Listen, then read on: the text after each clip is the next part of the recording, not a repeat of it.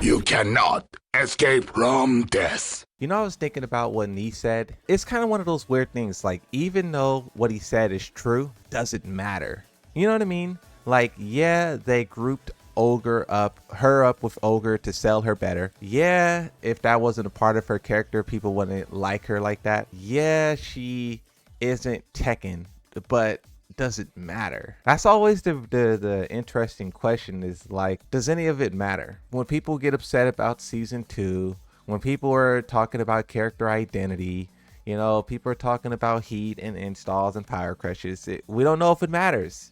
We don't know if it matters. All we could do is look forward to the next update, the next character, the next season. Those three things are indicators, right? The next update kinda doesn't matter because we see that they're delaying balancing, so we can't really tell what's happening there. So the next thing we have to look forward to is the next character. And the characters they've been dropping, like each individual character, has been pretty solid. You know, Fakaram, we were dooming him, rightfully so, because of what he was in Tekken 7, but we were happily proven wrong, right? That he is a balanced character. He's a traditional character. The way that people talk about Armor King and Fakaram are like, what's wrong with those characters? Like, there was someone in the chat yesterday and was saying that like Armor King is kind of like boring because he doesn't like do all of this crazy stuff that the other characters do, right? And that's the interesting thing, is like, that's how Tekken is supposed to be. You know, Tekken, you're supposed to play around with like these fundamental tools, these like, you know, traits, and you're supposed to make it work, right? Like that, the fun of Tekken was taking a very limited tool set and making it work. Tekken 8 is like, you get a limited tool set that works and you don't have to make it do anything, right? So that's the difference between those characters, is like, you get to play real Tekken. You got to play real Tekken. The only thing that's unfair about it is every other character is going crazy, right? You put yourself at a disadvantage when you pick Fakaram and Armor King. This is why I always tell people those characters don't need to be buffed. Everyone need to be nerfed to their level. We said this in season 1, right? When Yoshi was doing godlike damage, Dragunov was doing the quarter circles, Nina was doing her thing. We were saying these guys need to be brought down. But going back to the DLC characters, right? I don't know how they can change the rest of the roster to function like Fakaram and Armor King, right? Because of course we've seen them move around Jun Kazama's install. Maybe they could do a little bit more of that and find some type of balance in the character. Her little long range light beam has to be cut down. They could do stuff to try to make these characters more like traditional, you know, boring Tekken characters, but it would come at a major nerfing to the character. Now, something that we already seen throughout season 2 is that players can't handle a small nerf. Anna got nerfed in a small way, and the Anna players were like, no. We saw Main Man Sweet make a video about Harong and the things that he needs to be nerfed, and we saw the Harong players descend on Main Man like, no, you know? So when the players are very unwilling for their characters to be nerfed, and anytime that happens or the idea is brought up, you get this huge backlash. How can you make these characters what they're supposed to be? You have to ask the question of like, do players even want this? You know, like when I was talking about the ranks and inflation, right? We all were sitting here like, yeah, inflation sucks. But then I framed the question a little bit differently, right? If they were to fix inflation, all of us would lose 5 ranks. My God of Destruction would go away and I would be Tekken King. All of the blue ranks would be back in the red. And I was asking people, do they want that? Of course, no one answered because it was more so of a hypothetical, but like the same thing for balance. If they were to strip away all of your cool tools, heat smash into mix-ups, you know, poison breath, Oki at the wall, what do you really want that? Because that's the thing. If I ask you about your character, will you want your character to be gutted in that way? Of course, we all would agree to do it to Harong, to Anna, but let's look in the mirror. And that's the tough part. Is like, do players actually want their character to be fixed as well, or do they just want the other characters to be fixed? So that's a difficult question, and that's the real thing that's going to make or break season 3, is the players being willing or unwilling to let go of the power they have. I personally am okay with it because I don't think how powerful Yoshimitsu is as a character defines who I am as a player. I played Tekken Tag Tournament 2 Yoshi. I don't know where he was in terms of meta, but I know he was not a powerful character. Tekken 7 Yoshi was considered very weak for the entire lifespan of the game until the very end, where he got some serious combo damage and counter hits and whatnot, right? So that's when he became a major threat.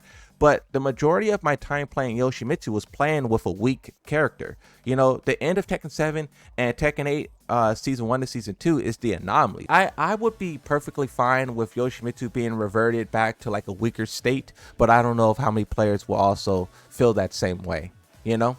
Because there's certain players who argue that their characters isn't strong enough. I was interviewing a Clive main who said Clive isn't strong enough and Clive needs buffs. So it's a lot of ideas. And this is the reason why I have these discussions, because it's not so simple. You can't just say everyone wants this game to be this. It's not true. There's a lot of hot takes. There's a lot of good takes. There's a mixture of ideas. And when you talk about season 3, when you talk about Marizu, I just wonder which one's going to come out on top. Which set of players are they going to listen to? Are they going to listen to the players who are like, please fix the game no matter what? Or are they going to listen to the players who are like, don't do this because it's going to hurt my character and hurt my fun. And if my character gets nerfed, I'm quitting.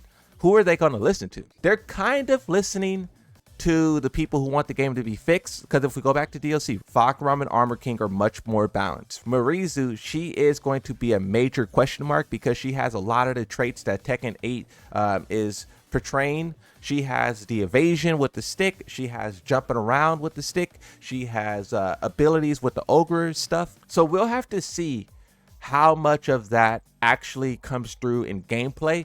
Will it be like you're fighting another Jun Kazama where she's super elusive, but then also she can hit you full screen at any point in time?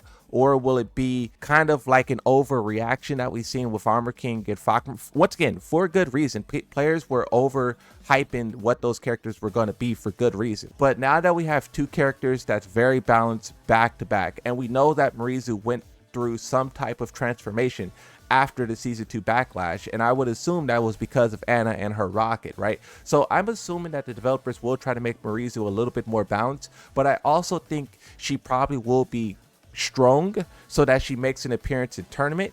And when you think about it that way, you have to wonder how strong, how viable, how good.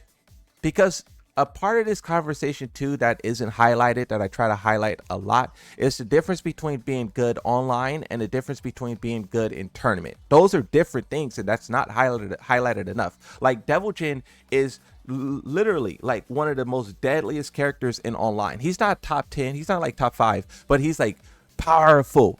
But in tournaments, you don't want to pick him. I wonder what the next step of this game will look like. Season 2 just blew the lid off of the game, and players are even arguing whether or not you could put the lid back on. You know, that lid is like distorted. It's crazy too because they made the right decisions afterwards. They got rid of the balancer team who didn't know how to balance the game, and then they also put out 2 fire characters. If Marizu is a slam dunk of a character, if Marizu is a banger of a character, bro, like balancing wise, I'm gonna be very excited for season 3. But here's the thing, what the Moonsault Slayer finds exciting is different from what other people find exciting. I like fighting Brian Fury. I like fighting Claudio. I don't like fighting Anna, Lars, Jun Kazama, Alyssa. Some of these names, Raven, some of these names you hear me mention a lot. And I know the players who play these characters are like, why is he talking about Raven? And it's like, I just feel like those characters aren't playing fundamental Tekken. And I know I play Yoshimitsu.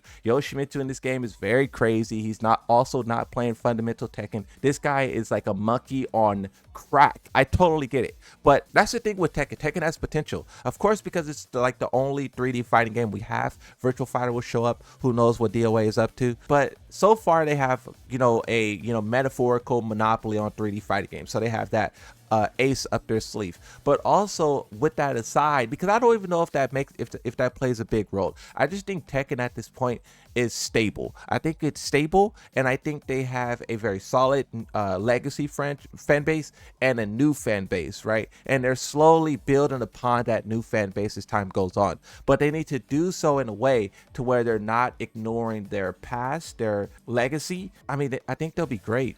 I think they'll be great. They have potential, so much potential. That's why people get upset. If people didn't have faith in Tekken to break records in terms of sales, viewerships, in terms of all of that stuff, no one would be upset. You know, no one would be upset if we didn't believe in Tekken. But we know the heights that this game can be. We know how fun the gameplay can be. We know what they achieved in the past, and we know they can do it again. And this is why people push so hard to get this game changed in the ways that they think it would be better. Now, of course, what everyone thinks is better is different, but that's why people believe so hard and cope so hard and fight so hard and all that stuff, right? I try to remember that side of it. I try to remember where the passion comes from, because when we're all throwing out our ideas, it can seem like we're all just yelling and arguing at each other. But when you remember that the person that you're talking to is just as passionate about the game as you, then you start to be like, oh, okay, we're actually on the same side. We may not agree on this or that, but let's find something we do agree on, and then let's talk about that.